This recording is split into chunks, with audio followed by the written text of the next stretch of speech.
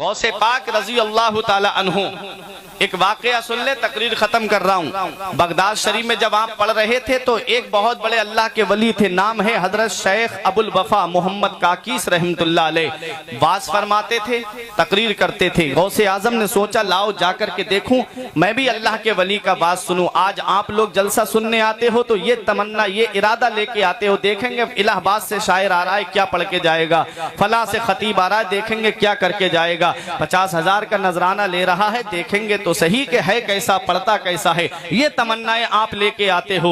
लेकिन गौसे पाक रजी अल्लाह ताला अन्हु ये सोच करके बात सुनने गई कि लाओ देखते हैं कि अल्लाह के वली जो बयान करते हैं हम उस पर कितना अमल करते हैं, कोई नई बात हमें सुनने को मिलेगी, कोई नई चीज हमको सीखने को मिलेगी। ये इरादा करके गए गौसे आजम। बचपन का जमाना था, 15 साल की तकरीबन उम्र है मेरे गौसे आजम की। जब आप गए अल्लाह के वली का बात सुनने, जब गौसे आजम के चेहरे पर नजर पड़ी, अल्लाह के वली ने फरमाया इस बच्चे को बाहर निकाल दिया जाए। गौसे आजम को बाहर निकाल दिया जाता है। इतने आप लोग यहाँ बैठे हुए हो, मैं एक भाई का नाम लेके कहूँ कि इसको बाहर निकाल दिया जाए, फिर आप लोग मुझे नहीं देखोगे, उस निकलने वाले को देखोगे कि कौन है जिसको बाहर निकाला जा रहा है। अल्लाह अकबर। गौसे आजम को निकाला गया, फिर अंदर आ जाते हैं। दूसरी मर्तबा फिर कहा कि अल्लाह के वली ने, मैंने कहा ना इस बच्चे को बाहर निकाल दिया जाए, और गौसे आजम को फिर बाहर कर दिया जाता है। गौसे आजम फिर तीसरी मर्तबा आ जाते हैं, अल्लाह के वली ने फरमाया मेरे पास लेके आओ। लोग उठ उठ करके देख रहे थे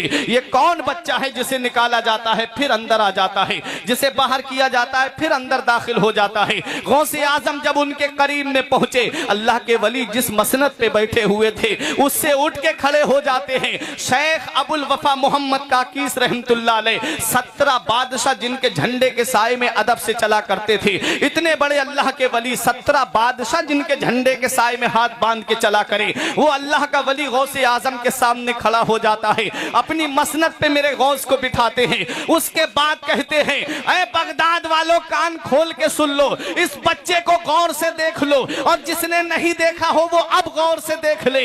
मैंने इसको बाहर इसलिए नहीं निकलवाया था कि मैं इनकी बेइज्जती करूं, अरे मैंने इनको इसलिए बाहर निकलवाया था ताकि तुम में का हर इंसान इसको गौर से देख ले। ये कोई आम हस्ती नहीं है, ये कोई आम शख्सियत नहीं है, अरे यही तो वो अल्लाह का वली है जो बगदाद की जामा मस्जिद से ऐलान करेगा कदमी हाज़िही अला रग़बत कुल्ले वलील्लाह, मेरा ये कदम हर अल्लाह के वली की गर्दन पर है। ए बगदाद वालों, मैं तुम्हें गवाह बना करके आज से इनके कदम को अपनी गर्दन पे ले रहा हूं। बरेली का इमाम पुकार के कहता है सर भला क्या कोई जाने के है कैसा तेरा, सर भला क्या कोई जाने के है कैसा तेरा, औलिया मलते हैं आंखें वो है तलवार। सुभान अल्लाह, जिंदाबाद जिंदाबाद, सुभान अल्लाह। शेख अबुल वफा ने गौसे आजम की तरफ रुख करके कहा ए अब्दुल कादिर, जिस दिन आप बगदाद की जामा मस्जिद से वो ऐलान करो उस दिन इस सफेद दाढ़ी वाले को मत भूलना। बुजुर्ग हो गए थे, दाढ़ी के बाल सफेद पड़ गए थे,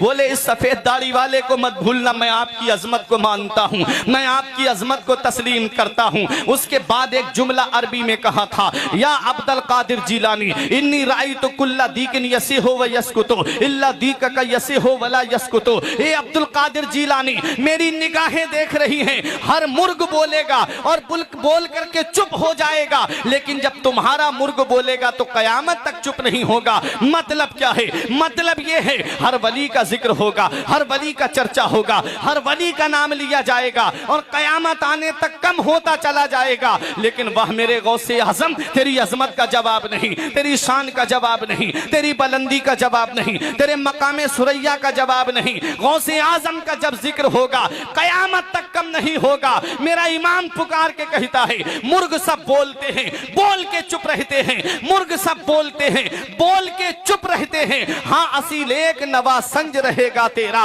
वरा फाना लका जिक्र का है साया तुझ पर, वरा फाना लका जिक्र का है साया तुझ पर, जिक्र ऊंचा है तेरा, बोल है बाला तेरा।